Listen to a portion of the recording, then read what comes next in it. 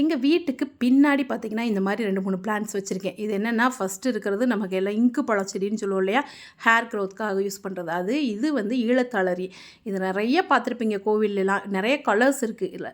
இது வந்து ஒயிட்டு, சென்டரில் பார்த்திங்கன்னா எல்லோ, அப்படியே ஒரு பெட்டல் 2 பெட்டலில் மட்டும் அந்த பிங்க் ஷேட் இருக்கும். பார்க்குறதுக்கும் அழகாக இருக்கும், நல்ல மனமும் அருமையாக இருக்குங்க. ரொம்ப சூப்பரான பிளான்ட், எனக்கு ரொம்பவே பிடிக்கும். இது ஒரு ஸ்டிக் வச்சு வளர்ந்து வந்தது தான். இது நம்ம நர்சரியில் வாங்கினோம்னா 400, 500 வரைக்கும் சொல்கிறாங்கங்க, சின்ன செடியே.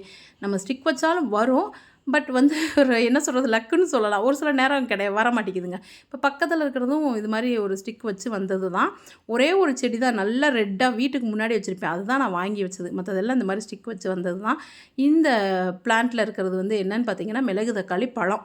அந்த பழங்களை அப்படியே எடுத்துகிட்டு வந்துட்டேன். அப்படியே ஃப்ரெஷ்ஷாக இருந்தது, சாப்பிட்றதுக்கு ரொம்ப நல்லாயிருக்கும். அது மாதிரி நிறைய விட்டமின் சி உள்ளது.